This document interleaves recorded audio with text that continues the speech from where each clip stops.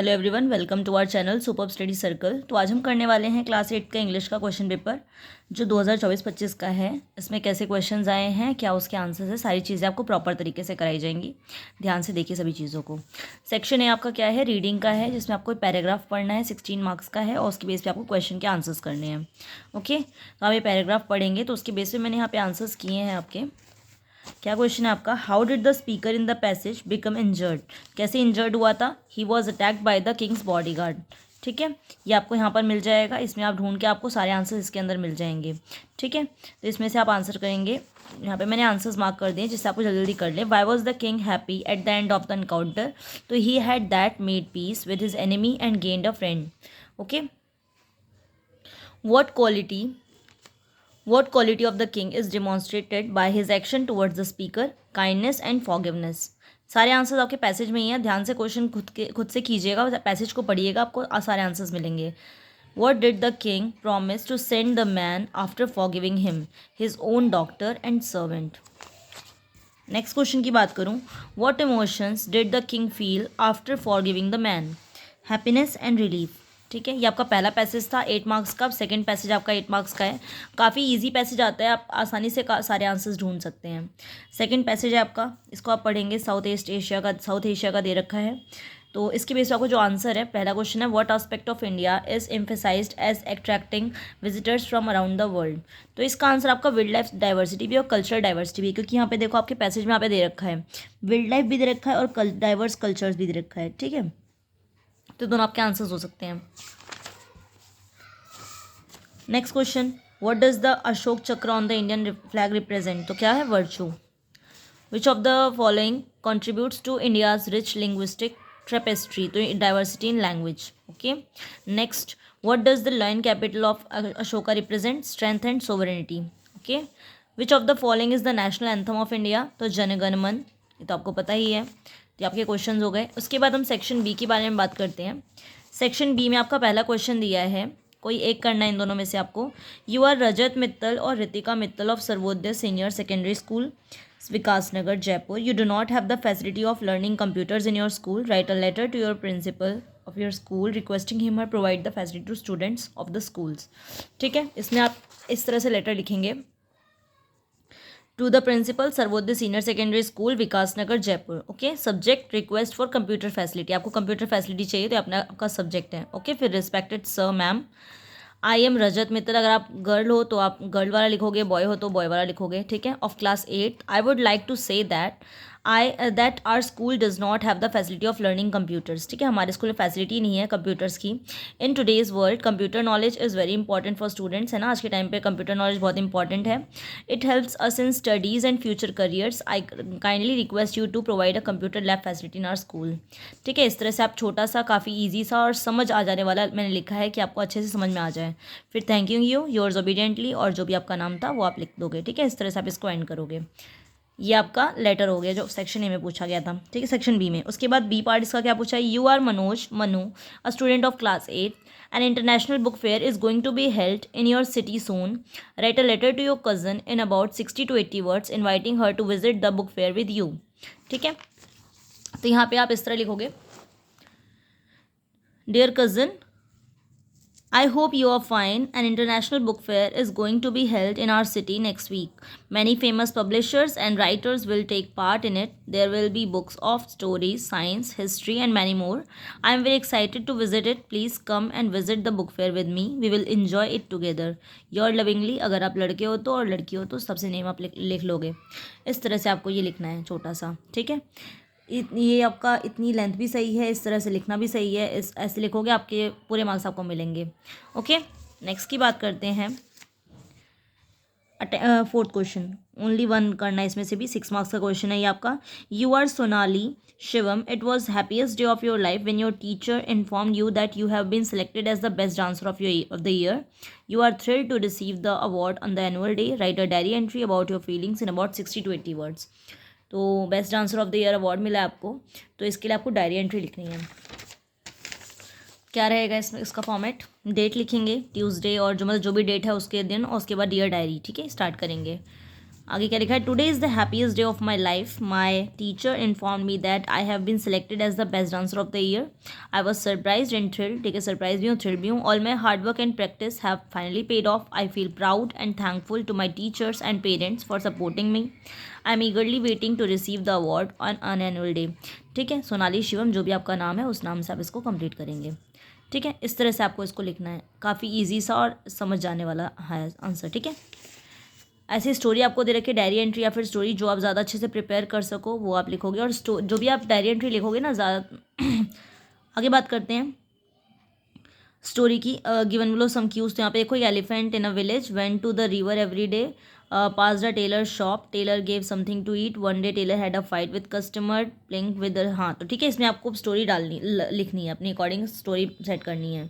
तो आप क्या करोगे, स्टोरी को कुछ मतलब अपनी स्टोरी तो सुनी सुनी सी लग रही है, पढ़ी हुई सी लग रही है, काफ़ी ज़्यादा ही नॉन सी स्टोरी आपके एग्जाम में आती है 7th 8th लेवल पर अगर हम बात करें तो ऐसी मैंने एक स्टोरी यहाँ पे आपके लिए ली है जो आप आसानी से लिख सकते हैं, याद कर सकते हैं। The elephant and the tailor, ठीक है। An elephant lived in a village and went to the river every day, ठीक है। एक एलिफेंट था गाँव में और वो हर रोज़ नदी के पास जाता था। On the way he passed a tailor shop, तो उस रास्ते पे उसको एक टेलर की शॉप दिखती थी, ठीक है। The tailor use to gives him something to eat, और टेलर उसको रोज़ कुछ ना कुछ खाने को देता था। One day the tailor had a fight with a customer, एक दिन उसकी टेलर की एक कस्टमर के साथ फाइट हो गई। And angrily pricked the elephant's trunk, और उसने क्या किया, उस गुस्से में एलिफेंट की सूंड पे सुई चुबा दी, ठीक है, नीडल विद, एंड उसको खाना भी नहीं दिया। The elephant field his trunk with water, और इस बात पे एलिफेंट को गुस्सा आया। एलिफेंट ने अपने सूंड में पानी भर के लाया और उसकी टेलर की सारे कपड़े ख़राब कर दिए, पानी डाल दिया सबके ऊपर। The tailor felt sorry, tailor को बहुत बुरा लगा कि हाँ उसने गलती की है। तो इस स्टोरी से हमें क्या मिलता है, moral, as you sow shall you reap, जैसा आप बोओगे वैसा आप काटोगे, ठीक है। तो ये आपकी छोटी सी स्टोरी थी। इस तरह से आपको आंसर्स करने हैं प्रॉपर तरीके से और काफ़ी ईजिली आप लिख लोगे। ग्रामर पार्ट पे आते हैं हम इसके। ग्रामर दिया आपको यहाँ पे, प्रेपोजिशंस लगानी है। Please come to my office at 11 AM। तो देखो कभी भी कोई डे वगैरह लिखना होता है, टाइम लिखना होता है, तो वहाँ पे हम क्या लगाते हैं, ऑन लगाते हैं। तो यहाँ पे क्या होएगा आपका on, please come to my office at 11 AM on Tuesday afternoon, okay. Next, the interested candidate should report for interview latest by 3 June. यहाँ पे क्या आएगा, बाई आएगा आपका।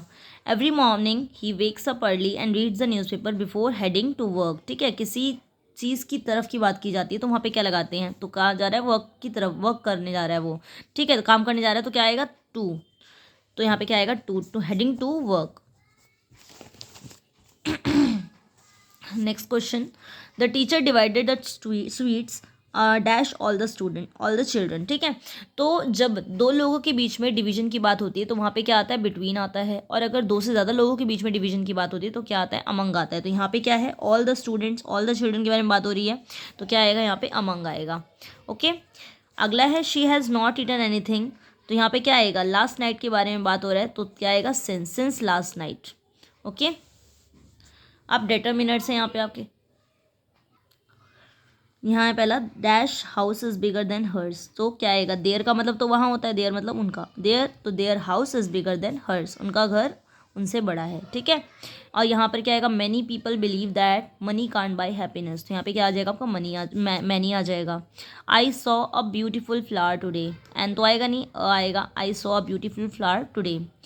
अब यहाँ पे मेंबर के बारे में बात करें, यानी कि एक के बारे में बात करें, तो क्या आएगा, each member of the group received a prize, ठीक है। क्या आएगा, ईच आएगा, यहाँ पे क्या आएगा, आएगा, और यहाँ पे मैनी, यहाँ पे देयर, ओके।